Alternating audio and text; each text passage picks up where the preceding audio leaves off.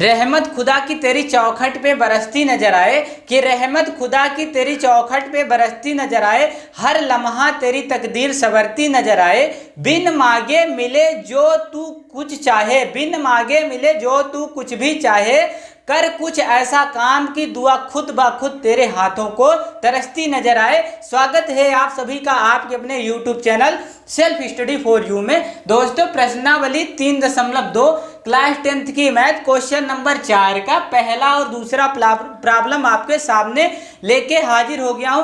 दोस्तों, इससे पहली वाली वीडियो में हमने आपको बताया था कि कब दिए गए समीकरण युग्म का संगत हल होता है और कब असंगत होता है, ठीक है। लेकिन यहाँ पर एक दिक्कत हो गई कि यहाँ पर पूछ रहा है कि अगर संगत है तो उसे ग्राफी विधि से हल कर दो। ये कौन सी बात हुई? अगर संगत है, असंगत है तब तो कोई बात नहीं, अगर संगत है तो उसे क्या करो, ग्राफी विधि से हल कर दो। तो कुछ भी आपको कोई भी दिक्कत नहीं, बिल्कुल मेरे साथ जुड़े रहो। मैं आपको इसको भी बता दूंगा, इसको भी एकदम बेसिक तरीका लगाकर अपना हल करके दिखा दूंगा। तो बिल्कुल नजरें गड़ा लो मेरे साथ बोर्ड पर, ठीक। तो यहाँ पर क्या है, सवाल नंबर 1 है x + y = 5, 2x + 2y बराबर में कितने हैं? 10 ही है, ठीक है ना। तो क्या करो, सबसे पहले हमको दिखाना है कि संगत है कि असंगत है। अगर संगत है तब तो उसे ग्राफी विधि से हल करना है, अगर असंगत है तो उसे वहीं पर छोड़ देना है, ठीक है ना। तो सबसे पहले सवाल नंबर 1 है कि इसको क्या करो, ग्राफी विधि से हल करने के लिए हमको क्या करना पड़ता है जी, व्यापक समीकरण से उसकी तुलना करनी पड़ती है। इसलिए हमको क्या करना है, जो बराबर में है उसको बॉर्डर पार फेंक दो, बराबर में रख दो 0, ठीक। तो यहां से ये बना x प्लस, अच्छा y है, जो y है तो y को उसके स्थान पर रहने दो। 5 किस में है, 5 इधर बराबर में था तो उसको उठाकर बॉर्डर पार फेंको, बन जाएगा -5, बराबर में रख दो 0, इसका नाम दे दो समीकरण नंबर 1, ठीक। इसके बाद ये है 2x + 2y, 2x + 2y बराबर में कितना है, बराबर में 10 है। इसको उठाकर बॉर्डर पार फेंकोगे बनेगा -10, बराबर में रख दो 0, इसका नाम दे दो समीकरण नंबर 2, ठीक है ना। 2x + 2y -10, ये है समीकरण नंबर 2, और x + y -5 बराबर 0 समीकरण नंबर 1 है, ठीक। समीकरण नंबर 1 और समीकरण नंबर 2 हमको मिल गया, ठीक है ना, मिल गया समीकरण नंबर 1, समीकरण नंबर 2 यहाँ पर दिखाई दे रहा है, ठीक। समीकरण नंबर 1 मिला, समीकरण नंबर 2 भी मिल गया। अब क्या करेंगे, समीकरण 1 की तुलना व्यापक समीकरण a1x + b1y + c1 बराबर 0 तथा समीकरण नंबर 2 की तुलना a2x + b2y + c2 बराबर 0 से करना है, ठीक है ना। तो यहाँ पे लिखो समीकरण नंबर 1 की तुलना, समीकरण 1 की तुलना a1x + b1y + c1 बराबर 0 से तथा समीकरण 2 की तुलना, समीकरण 2 की तुलना a2x + b2y + c2 बराबर 0 से करने पर क्या करेंगे जी, समीकरण 1 की तुलना a1x + b1y + c1 बराबर 0 तथा समीकरण नंबर 2 की तुलना a2x + b2y + c2 बराबर 0 से कर दो, ठीक। तो करेंगे, तो यहां से अब तुलना करो, देखो कि a1 बराबर क्या है। तो a1 बराबर, सबसे पहले देखो a1 बराबर क्या है जी, a1 बराबर तो यहाँ पर x है, x का गुणांक कितना है, 1 है, तो a1 का मान 1 हो जाएगा, ठीक। b1 y का गुणांक कितना है, 1 है, तो y का गुणांक 1 है, तो 1 ही होगा, ठीक। फिर इसके बाद c1 बराबर कितना है, -5 है, तो रख दो -5, ठीक। फिर इसके बाद a2 देखो, a2 बराबर कितना है, a2 x का गुणांक 2 है, तो वही तो होगा a2 का मान, ठीक। फिर इसके बाद b2 बराबर देखो, b2 बराबर कितना आएगा, b2 बराबर 2 है, y का गुणांक 2 है, तो b2 का मान 2 ही होगा, ठीक। फिर इसके बाद देख लो c2 बराबर कितना होगा, -10 ही होगा, ठीक है ना।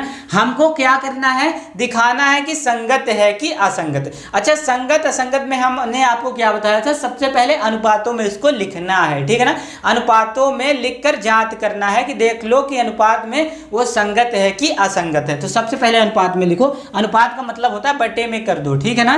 तो यहाँ पर लिखो a1 बटे a2। अच्छा, a1 बटे a2 का मान कितना है, a1 बटे a2 1/2 ही होगा, क्योंकि a1 का मान 1, a2 का मान 2, तो 1/2 ही होंगे, ठीक। फिर इसके बाद b1 बटे b2। अच्छा, b1 बटे b2, b1 का मान कितना है, 1 है, और b2 का मान कितना है, b2 का मान 2 है, तो 1/2 भी इसका भी मान होगा, ठीक। इसके बाद इसके बाद क्या है C1/C2, तो C1/C2, तो यहाँ से देखो C1 का मान -5 बटे C2 का मान -10, माइनस माइनस यहाँ से क्या हुए जी कैंसिल हो गए। यहाँ से 5 एकम 5, 5 दूनी 10 होंगे। अब देख लो यहाँ से A1/A2 बराबर 1/2 और B1/B2 बराबर 1/2 और C1/C2 बराबर भी 1/2 ही मिला है, ठीक है ना। A1/A2 बराबर भी 1/2 है, B1/B2 बराबर भी 1/2 है और C1/C2 बराबर भी 1/2 ही है, ठीक है ना। यहाँ से ये तीनों मान हमको 1/2 ही मिले। तो यहाँ पर लिखो यहाँ पर लिख दो यहाँ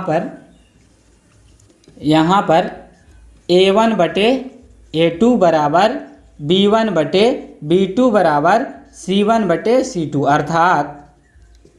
अर्थात 1/2 बराबर 1/2 बराबर 1/2, ठीक है ना। यहाँ से आपको इतना समझ में आ गया। अच्छा, हमने आपको बताया था कि A1/A2 बराबर B1/B2 बराबर C1/C2 में रेखाएं कैसी होती है जी, समपाती होती है। रेखाएं कैसी होती हैं, समपाती होती हैं। यहाँ पर लिखो A1/A2 बराबर B1/B2 बराबर C1/C2 में रेखाएं समपाती होती हैं। क्या होती हैं, समपाती होती हैं। और जब रेखाएं समपाती होगी तो हमने आपको बता रखा है कि जब रेखाएं समपाती होगी तो दिए गए समीकरण युग्म का क्या होगा जी, एक संगत हल होगा। जब रेखाएं समपाती होगी तो दिए गए समीकरण युग्म का एक संगत हल होगा। तो यहाँ पर लिख दो अतः दिए गए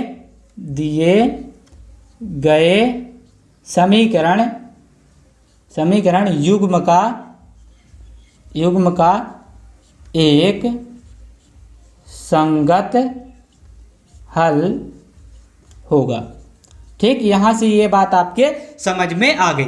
ये बोला था संगत है कि असंगत है, तो हमने यहाँ पर सिद्ध करके दिखा दिया कि क्या है जी, संगत है। यहाँ पर सिद्ध करके दिखाया कि संगत है। तो बोला है अगर संगत है तो उसे ग्राफी विधि से हल कर दो, तो बिल्कुल भी हल कर देंगे, कोई भी दिक्कत नहीं, हल कर देंगे। तो आइए यहाँ पर ग्राफी विधि से हल करते हैं। तो यहाँ पर लिखो तब इसे ग्राफीय विधि से हल करने पर, ठीक है ना, हल करने पर बोला है संगत है। अगर असंगत है तब तो कोई बात नहीं, वहीं पर छोड़ दो, परंतु संगत है तो ग्राफी विधि से हल करो। तो ग्राफी विधि से इसे हल कर रहे हैं, ठीक है ना। समीकरण नंबर 1 क्या मिला है, समीकरण नंबर 1 हमको मिला है x + y बराबर में कितना है, -5 है, ठीक है ना। तो यहाँ पर लिखो समीकरण नंबर 1 और यहाँ पर लिखो समीकरण नंबर 2 से, समीकरण नंबर 1 से और समीकरण नंबर 2 से बीचों बीच एक खींच दो लाइन, ठीक है ना। समीकरण नंबर 1 कहाँ पर है जी, समीकरण नंबर 1 है x + y और -5 बराबर में कितना है, 0 है। बराबर में कितना है, बराबर में तो 0 है। तो यहाँ से y वाले पद को उठाकर बाहर फेंको, चूंकि हमको y का मान निकालना है ऐसे, ठीक है ना। तो y बराबर में कितना है, बराबर में तो 0 है। ये 5 किस में है, 5 इधर माइनस में, इसको उठाकर बार्डर पार फेंको, बनेगा किसका, प्लस का 5 बनेगा, ठीक। और ये x किस में है, x है इधर प्लस का, तो इधर आएगा तो बनेगा माइनस का, ठीक है ना। हमने क्या किया है, 5 को इधर लाया है तो 5 इधर माइनस में था तो यहाँ आया तो प्लस में हो गया। x को भी इधर लाया तो x इधर प्लस में था तो इधर आया तो माइनस में बन गया, ठीक है ना। ये है समीकरण नंबर 1, ठीक है ना। क्या है जी, समीकरण नंबर 1 का यही रूप है, ठीक है ना। समीकरण ये बना हमको, ठीक। फिर इसके बाद यह समीकरण नंबर 2 देखो, समीकरण नंबर 2 है 2x + 2y बराबर में कितने, 2x + 2y -10, तो 2x + 2y और ये -10 है, बराबर में लिखा हुआ है 0, ठीक है ना। 2x + 2y -10 बराबर में 0, ठीक। तो यहाँ से 2y वाले पद को बाहर उठाकर फेंको, बराबर में कितने हैं, बराबर में 0 है, ठीक है ना। बराबर में कितने हैं, 0 हैं। तो इधर 10 को क्या करो, इधर माइनस में था, इसको इधर लाओ तो बनेगा प्लस में, 10 क्या है जी, प्लस में बन गया, ठीक। 2x इधर किस में है, 2x तो इधर प्लस में है, तो इसको क्या कर दो, इधर फेंक दो, बन जाएगा -2x, ठीक। फिर इसके बाद y बराबर 10 - 2x बटे में कितने होंगे, बटे में होंगे 2। क्यों 2 होंगे, क्योंकि 2 इधर किस में है, मल्टीप्लाई में है, उसका पक्षांतरण कर दो, किस में जाता है जी, डिवाइड में आ जाता है। इसका ये भी ये समीकरण बना, ये समीकरण 1 को सरल किया, ये बना, समीकरण नंबर 2 को सरल किया, ये बन गया, ठीक है ना। अब क्या करेंगे, यहां से हमको क्या करना है, एक्स वाई का मान निकालना है। तो एक्स वाई का मान निकालने के लिए सबसे पहले हमको टेबल बनाना पड़ेगा। तो यहाँ से एक्स और वाई, ये बन गया क्या जी, टेबल बना लिया, ठीक। यहाँ से ये बना लो टेबल एक्स और वाई का, ठीक। अब समीकरण 2 के लिए भी टेबल बना लो, एक्स और वाई, ठीक। एक्स और वाई का समीकरण नंबर 2 के लिए भी टेबल बना लेता हूँ, ठीक। यहाँ से ये बन गया 2 टेबल, एक्स समीकरण नंबर 1 के लिए 1 टेबल, समीकरण नंबर 2 के लिए 1 टेबल, ठीक है ना। अब क्या करेंगे, अब हमको काम करना है, x का कुछ भी मान रखना है तो y का मान अपने आप निकल कर आएगा। अपने सुविधा अनुसार x का मान रख लेना है, ठीक है ना। तो यहाँ पर मैं रख रहा हूँ, तो सबसे पहले x का मान क्या रखूंगा, x का मान सबसे पहले मैं क्या रखूंगा, यहाँ पर थोड़ा x का मान सबसे पहले सोच लो क्या रखना पड़ेगा, ठीक है ना। तो अगर x का मान मैं 0 रख दूं, पहली बार क्या रख दूं जी, 0 रख दूं। x का मान क्या रखूं, पहली बार अगर मैं 0 रख दूं, ठीक है ना, पहली बार अगर 0 रखूं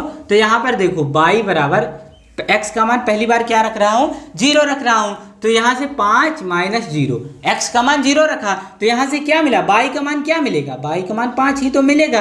तो y का मान, अगर x का मान हमने क्या रखा, 0 रखा, तो y का मान 5 मिल गया, ठीक है ना। y का मान क्या मिला, 5 मिला, ठीक। अब इसके बाद x का मान अगर आप 5 रखो, दूसरी वाली में x का मान अगर क्या रखो, आप 5 रखो, x का मान क्या रखोगे, 5 रखोगे, तो यहाँ पर रखो y बराबर 5 माइनस 5, 5 माइनस 5, 5 रखा हमने x का मान, तो यहाँ से क्या मिला, y का मान कितना मिला, 0 मिला।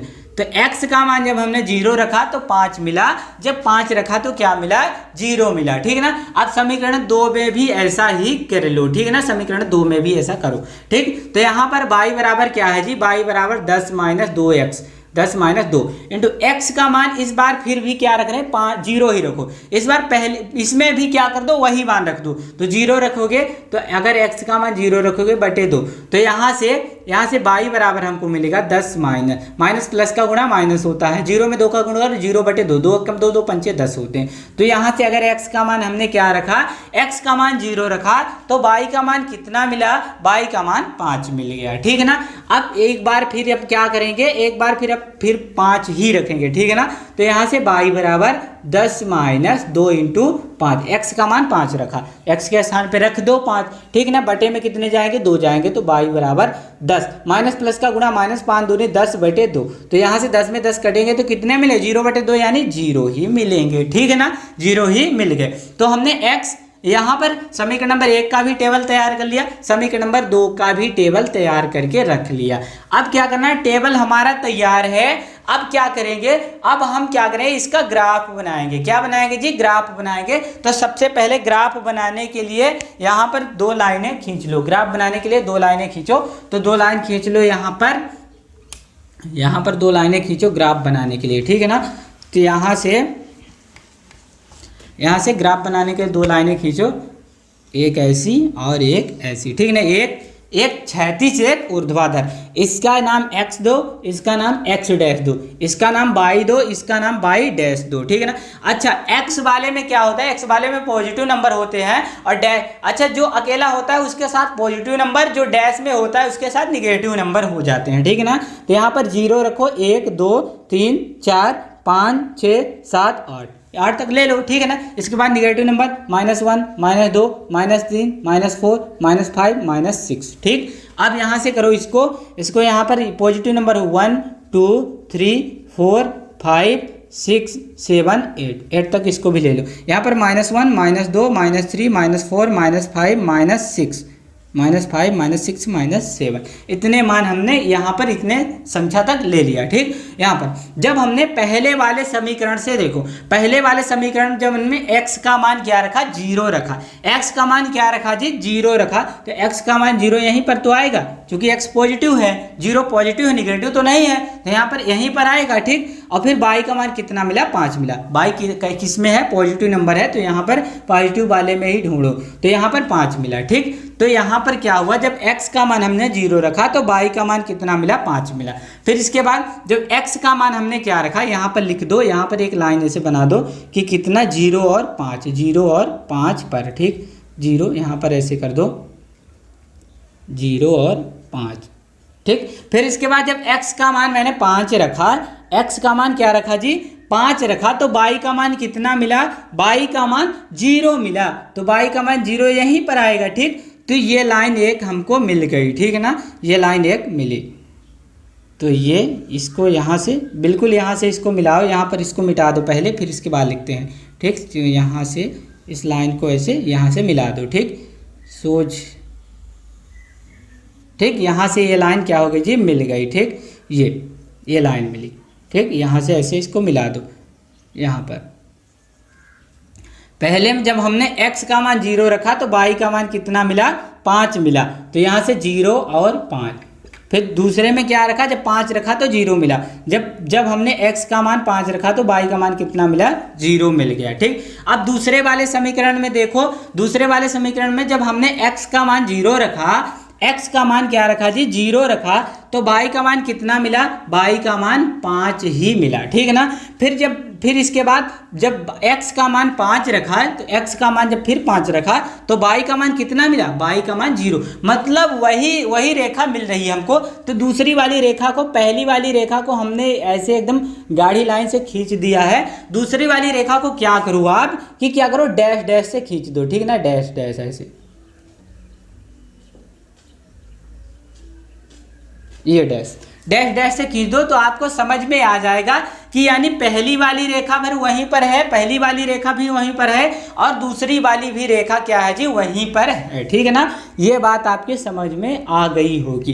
तो यहाँ से ये क्या है कि यहाँ से लिख दो, पहला समीकरण क्या है, पहला समीकरण है x प्लस y माइनस 5 बराबर में 0। x पहला वाला समीकरण x प्लस वाई माइनस 5 बराबर में 0, ये है समीकरण नंबर 1। और दूसरा क्या है जी, दूसरा है x 2x प्लस का 2y, और ये बराबर में कितना है, 2x प्लस 2y, और माइनस का है 10, तो माइनस का रखो 10 बराबर में कर दो 0, ये है समीकरण नंबर 2। ये है, ऐसे इसको कर दो, यहाँ से इसको ऐसे कर दो, ठीक। और ये डैश डैश वाली लाइन है तो इसको ऐसे कर दो, डैश डैश से कर दो, दर्शा दो, ठीक। यहाँ से ये बात आपके समझ में आ गई होगी, ठीक है ना। तो देखा दोस्तों, कितना बेसिक तरीका लगाकर बिल्कुल भी आपको बताया है कि क्या है। यहाँ पर देखो, यहाँ पर 5 और 6 पर क्या हो रहा है, प्रतिच्छेद। अच्छा, यहाँ पर एक चीज और है कि प्रतिच्छेद कहाँ पर कर रही है, ठीक है ना, कहाँ पर प्रतिच्छेद कर रही है, तो बिल्कुल भी आपको बता दे रहा हूँ कि कहाँ पर प्रतिच्छेद कर रही है, ठीक है ना। तो यहाँ पर चूंकि रेखा युग्म समपाती है, रेखा युग्म क्या है जी, समपाती है, इसलिए रेखा का प्रत्येक बिंदु हल होगा, इसलिए रेखा का प्रत्येक बिंदु इसका हल होगा। यहाँ पर लिख दो, आता है, यहाँ पर लिखो, यहाँ पर क्या लिखोगे जी, लिखोगे कि चूंकि रेखा युग्म समपाती है, चूंकि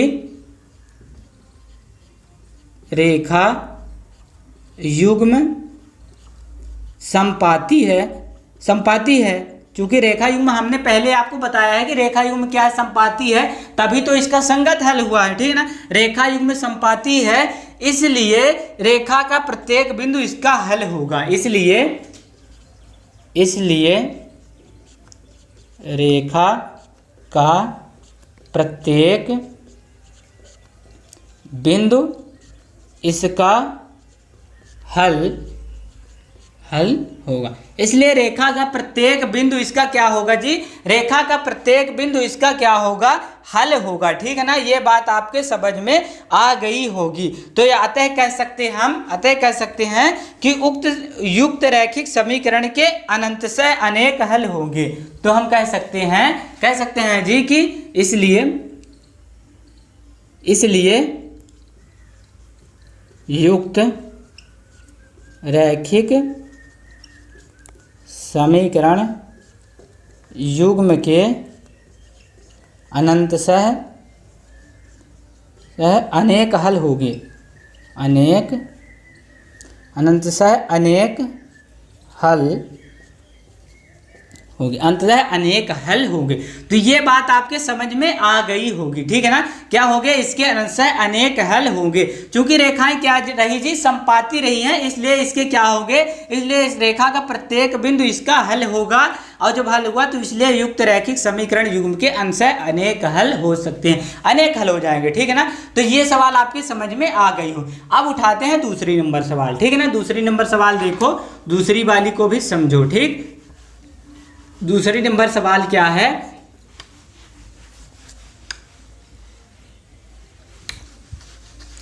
दूसरी नंबर सवाल देख लो। दूसरी नंबर सवाल क्या है, x माइनस बाई बराबर 8 है, तो इसको क्या करो, सबसे पहले पक्षांतरण कर दो। x माइनस बाई माइनस 8 बराबर में कर दो 0, ठीक। इसका हमने क्या किया, पक्षांतरण कर दिया, 8 को इधर भेज दिया, बराबर में रख दिया 0, ठीक। फिर इसके बाद 3x माइनस का 3y और ये माइनस का 16 होगा, बराबर में इसको भी कर दो 0। इसका नाम समीकरण नंबर 1, इसका नाम समीकरण नंबर 2।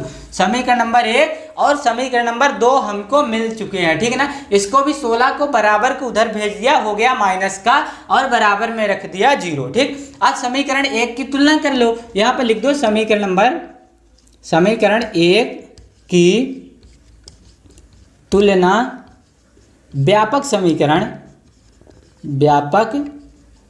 समीकरण a1x plus b1y plus c1 बराबर 0 से, तथा समीकरण नंबर 2 की तुलना समीकरण 2 की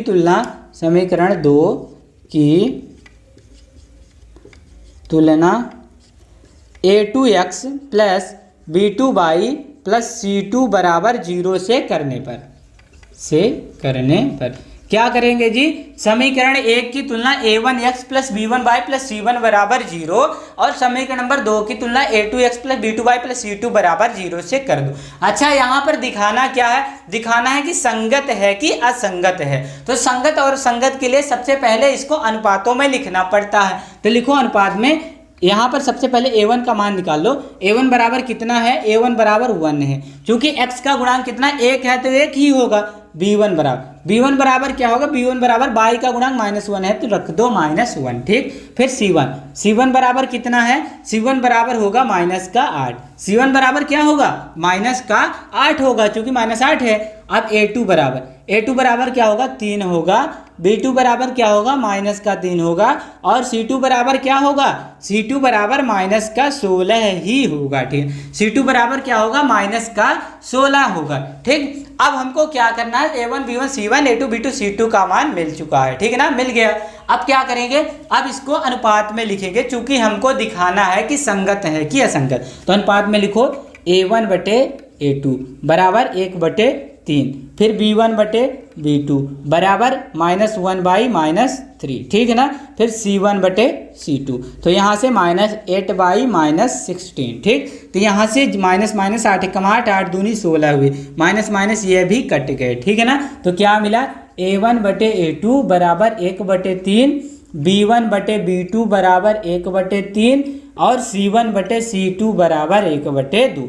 यहाँ पर क्या हुआ, यहाँ पर दो मान आपस में क्या हो रहे हैं जी, दो मान तो एक जैसे ही हैं, चूंकि a1 बटे a2 बराबर 1/3 और b1 बटे b2 बराबर 1/3, परंतु c1 बटे c2 का मान 1/2 मिल गया है। तो यहाँ पर लिख सकते हैं यहाँ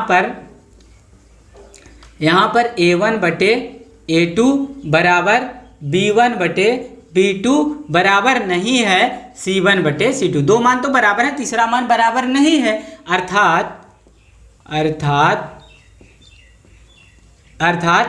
a1 बटे a2 का मान 1/3 बराबर b1 बटे b2 का मान 1/3 बराबर नहीं है c1 बटे c2 का मान 1/2 के, ठीक। यहाँ से ये बात आपके समझ में आ गई होगी। अच्छा, क्या होता है जब a1 बटे a2 बराबर b1 बटे b2 नहीं है c1 बटे c2 होता है, तब रेखाएं क्या होती है जी, रेखाएं तब तो समानांतर होती है, ठीक है ना। तो यहाँ पर लिखो a1 बटे a2 बराबर b1 बटे b2 नहीं है c1 बटे c2 के, ठीक है ना। में रेखाएं कैसी होती हैं, रेखाएं समानांतर होती हैं,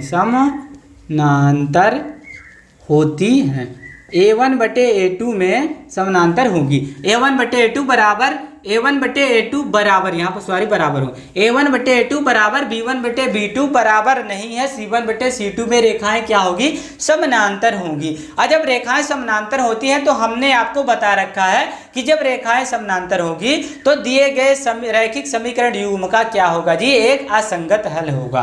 तो यहाँ पर लिख दो, अतः दिए गए समीकरण युग्म का एक असंगत हल होगा। ठीक, तो देखा दोस्तों कितना बेसिक तरीका लगाकर आपको समझा दिया हूँ। बिल्कुल भी ये सवाल आपके दिमाग में बिल्कुल घुस गई होगी, बिल्कुल ये समझ में आ गई होगी। अगर ये सवाल आपके समझ में आ गई, वीडियो अच्छी लग गई तो वीडियो को लाइक कर दो, चैनल को सब्सक्राइब कर दो और वीडियो को ज़्यादा से ज़्यादा लोगों में प्लीज़ भेज दो।